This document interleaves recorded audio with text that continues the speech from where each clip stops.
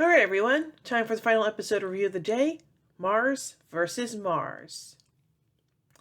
Immediately after the previous episode, Logan appears at Veronica's door and asks Veronica to help find his mother, Lynn, whom he believes is alive. Veronica agrees to help out. The next day in class, Veronica participates in a fun and unorthodox world history review with a teacher, Mr. Rooks. However, the fun is disrupted when Carrie Bishop tells the teacher that she's not pregnant and that he can have his key back. Veronica talks to the teacher, but he denies that he ever touched Carrie. Meanwhile, Wallace Fennell steals Carrie's school file while Veronica asks Duncan for the name of his practitioner, wanting to find out what meds he was taking. Veronica angrily confronts Carrie about her lying.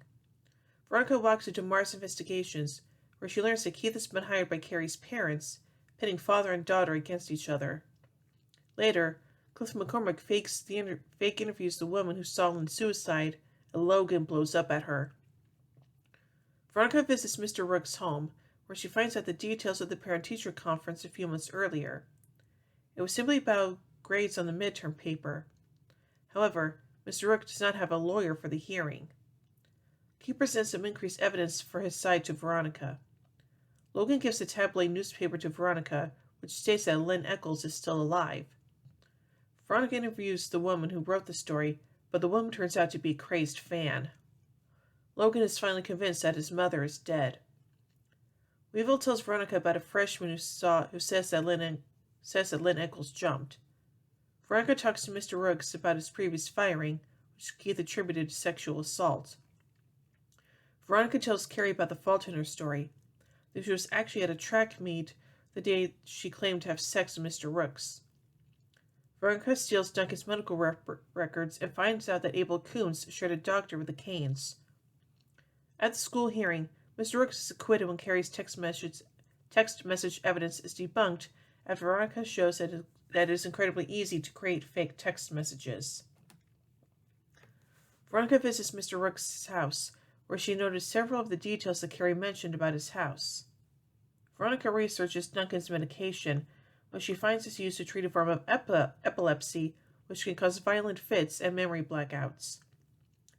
Duncan researches the winner of the extemporaneous speaking competition, a competition which Mr. Rooks was involved in, and Veronica visits her.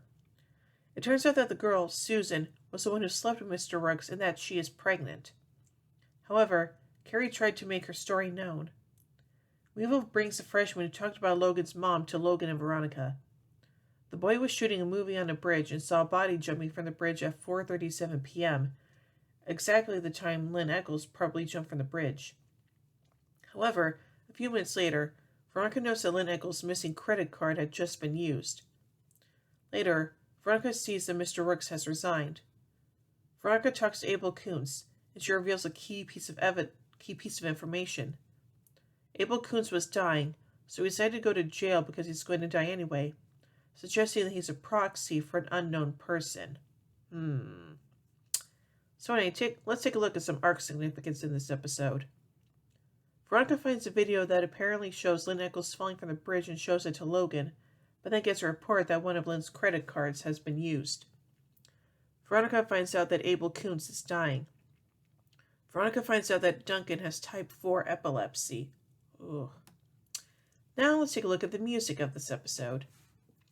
In addition to the series theme song, We Used to Be Friends by the Dandy Warhols, the following music can be heard in the episode. Don't Stand So Close to Me by the Police, sung by several girls to Carrie Bishop to mock her, Tulips by Block Party, and Worried About You by the Rolling Stones. And now finally, the production. The episode was written by 3 regular writers, series creator Rob Thomas, Jed Seidel, and Diane Ruggiero. This is Thomas's 5th writing credit for the series, after Pilot, Credit Where Credit's Due, Return of the Cane, and Drinking the Kool-Aid. In addition, the episode is Seidel's 4th writing credit, after Meet John Smith, The Girl Next Door, and Silence of the Lamb, and Ruggiero's 4th writing credit, after The Wrath of Khan, The Girl Next Door, and An Eccles Family Christmas. As a joke, 3 of the episode's guest stars' last names are also names of chess pieces: Carrie Bishop, Susan Knight, and Mr. Rooks. Among the episode's guest stars are Adam Scott, who later become known for his role on Party Down, which was co-created by Veronica Mars writers and producers Rob Thomas, John Enbaum, and Dan Etheridge, and Leda Meester, who will later become famous for her role on Gossip Girl's Blair Waldorf. Lead actress Kristen Bell provided the anonymous voiceover for Gossip Girl. 11 years after this episode aired, Bell and Scott will later appear together on the comedy series The Good Place.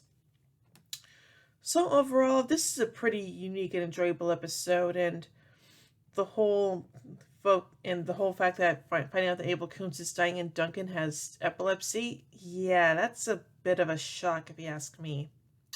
So overall, I give Mars vs. Mars 4 marshmallows out of 5. Well, tune in tomorrow as we take a look at, well, actually not tomorrow, but either tomorrow or Monday, whatever, with Risky Business. So, until then, remember everyone, the game's afoot.